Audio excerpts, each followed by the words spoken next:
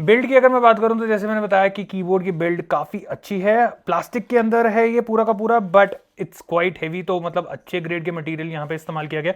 Flex की अगर मैं बात करूं तो बिल्कुल भी फ्लेक्स यहाँ पे इस कीबोर्ड के अंदर नहीं मिल रहा, तो ये चीज़ काफ़ी बढ़िया है। बाकी अगर हम इसको टेबल पे रखते हैं तो बहुत ही मिनिमलिस्टिक आपको यहाँ पे मूवमेंट जो है वो मिल जाती है, क्योंकि पीछे आपको यहाँ पे रबर ग्रिप्स दे रखे हैं एंड काफ़ी बढ़िया रबर ग्रिप्स जो है वो होने वाली हैं। साथ के साथ अगर आप कीबोर्ड को इंक्लाइन में नहीं लेके जाना चाहते तो हल्का सा इंक्लाइन ऑलरेडी हमें यहाँ इस कीबोर्ड में दे रखा है, एंड साथ में हमें दो तरीके के इंक्लाइन जो हैं, दो लेवल ऑफ इंक्लाइंस जो हैं वो यहाँ पे देखने को मिल जाते हैं। उसके बाद कुछ इस तरीके की इंक्लाइन पोजीशन जो है वो आपको फर्स्ट लेवल पे मिलने वाली है, एंड कुछ इस तरीके की इंक्लाइन पोजीशन जो है वो आपको सेकंड लेवल पे इस कीबोर्ड के अंदर देखने को मिलने वाली है।